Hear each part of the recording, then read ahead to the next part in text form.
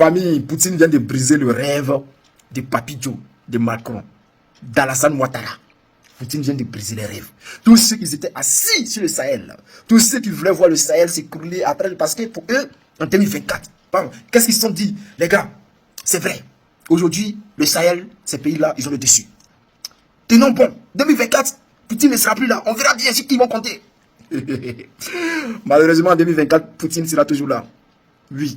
Puisque, normalement, on peut pas dire il va briguer un 5e mandat. Non. Normalement, il y a la guerre. La Russie est en guerre. Donc, il ne devrait pas avoir élection. Mais Poutine est un homme de parole. Il a dit qu'il allait avoir élection et il y aura élection. Et puisqu'ils sont en guerre, le peuple russe avec le peuple de Donbass, c'est-à-dire les villes qui ont été annexées par la Russie en Ukraine, ils savent que si Poutine quitte le pouvoir, ça ne sera pas bon sur eux. Ils se sont mis ensemble et ils ont dit à Poutine, puisque la Russie est en guerre, normalement, il ne devrait pas avoir élection. Mais comme tu as donné ta parole et qu'il y aura élection, la seule chose qu'on peut te demander, il faut être candidat. Si vous vous souvenez, en 2005, en Côte d'Ivoire, à cause de la guerre, il n'y a pas eu d'élection. Voilà. Normalement, en Russie, ça devrait être pareil. Et si vous vous souvenez, en Ukraine, il devrait y avoir élection. Jusqu'à présent, il n'y a pas d'élection. Et puis l'Ukraine a dit non, qu'ils sont en guerre, donc il ne peut pas faire d'élection. Donc, chers frères, commencez à pousser les bleus. Prenez cette vidéo, mettez cette vidéo dans tous les groupes. On va rentrer en profondeur, on va vous expliquer. Poutine brise le rêve de Draman Ouattara, de Macron, de Papy Joe. Parce que pour eux là, si Poutine tombait, c'était fini. C'est-à-dire, s'il quittait le pouvoir en 2024, c'était fini. Pour tous ceux qui se font appeler panafricains, pour qui comptent sur leur allié, la Russie, chers frères, c'était fini pour eux. C'est ce que ces personnes-là se sont mis dans la tête. Malheureusement, Poutine, candidat aux élections de 2024. Et c'est le peuple russe qui le demande. Ils sont en guerre. Ils savent tous, la seule personne qui peut gagner cette guerre-là, c'est Poupou. Alors, chers frères, voici Poutine ici, il allait déposer sa candidature. Il a déposé sa candidature, il va être candidat. Mais, ce n'est pas tout. Je vais mettre un élément. Poutine, chers frères, pourquoi ces personnes espéraient et vous ne voulez pas voir Poutine à la tête de l'État de la Russie en 2024? Chers frères, Poutine a fait ça, hein? Vous savez, les entreprises étrangères qui ont décidé de quitter le marché russe après le 24 février 2022, vous savez tous que les entreprises, lorsque la guerre a commencé, les entreprises étrangères qui étaient en Russie sont parties. Alors, qu'est-ce qui se passe? Ces entreprises-là ont subi des pertes conséquentes. Plutôt que de causer des dommages à l'économie russe, ces départs ont surtout porté préjudice à ces mêmes compagnies. Leurs pertes ont dépassé les 100 milliards de dollars après le New York Times. Chers frères, je vais mettre cette vidéo-là, on va regarder ensemble. Les journalistes du New York Times ont effectué un travail minutieux. Ils ont calculé les pertes des entreprises étrangères ayant quitté le marché russe après le début de l'opération militaire spéciale. Les chiffres parlent d'eux-mêmes. Il s'agit de 103 milliards de dollars. Selon le quotidien américain, Vladimir Poutine a réussi à transformer un échec attendu en un projet d'enrichissement du pays. Et cela alors que personne n'y croyait. Souvenez-vous par exemple des prédictions des analystes politiques publiées par les médias occidentaux.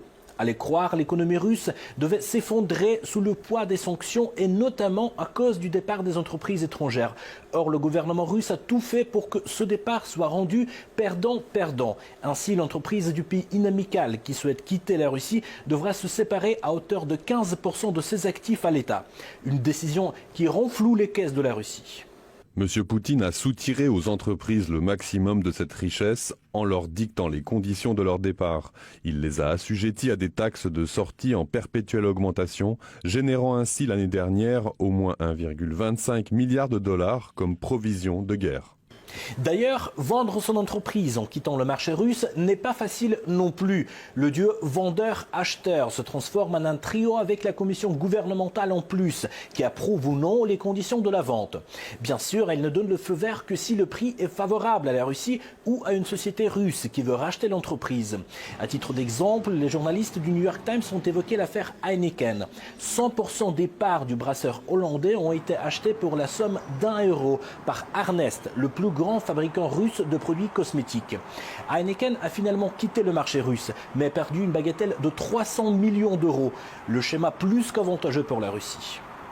Au total, M. Poutine a supervisé l'un des plus grands transferts de richesses au sein de la Russie depuis l'effondrement de l'Union soviétique. De vastes secteurs de l'industrie, ascenseurs, pneus, revêtements industriels et bien plus encore, sont désormais entre les mains d'acteurs russes de plus en plus dominants. La majorité des entreprises est toujours en Russie, notent les journalistes du New York Times. Ils oublient pourtant de mentionner que leur nombre augmente.